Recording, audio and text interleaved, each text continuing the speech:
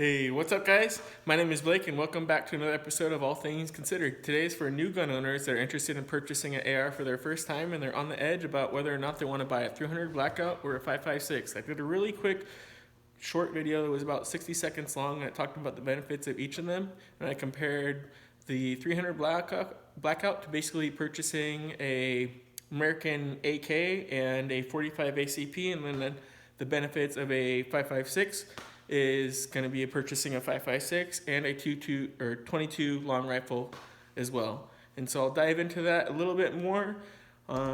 These two uppers here. So I have some bolt carrier groups here on the left and some ammo, and then the respective chamberings for them below, or to the right, I should say.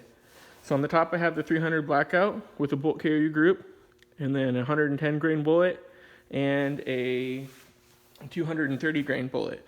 And on the bottom I have a 5.56 chambering with two different bolt carrier groups, one being the 22 long rifle conversion kit, and then one being your standard bolt carrier group. If you'll notice here, both of these bolt carrier groups are the same.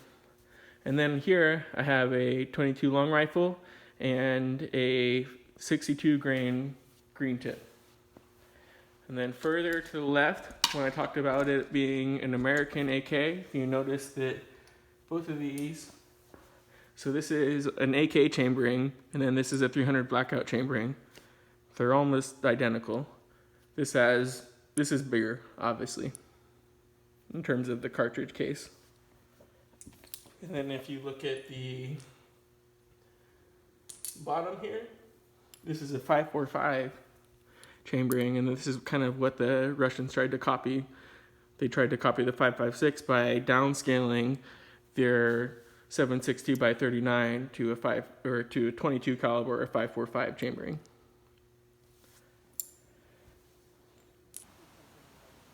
I guess no big deal. So the reason why you can shoot a 22 long rifle only through a 5.56 chambering is because nominally these bullet diameters are the same. They're the 0.22 inches. And then you can't shoot a 22 long rifle through a 300 Blackout because this is a 0.308 inch barrel. Why this one excels on the top with being suppressed is because of the different dimensions in bullet. If you look at these here,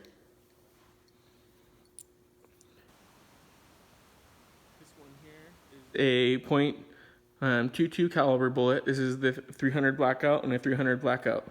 If you were to increase the bullet length, because you can't increase the diameter, that's how you would make this a really heavy bullet.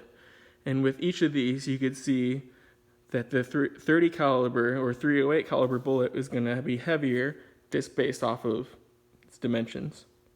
And that's why a 308 caliber or a 300 Blackout excels at being suppressed, because you can have a lot heavier bullet come out of it compared to a 5.56.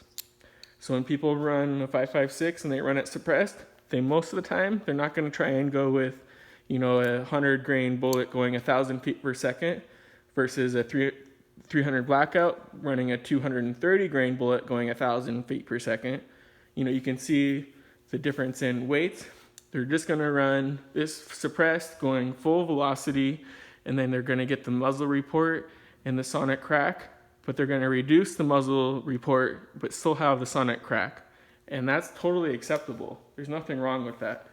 You can both run suppressors on both of these. I'm just saying that this one excels at being suppressed.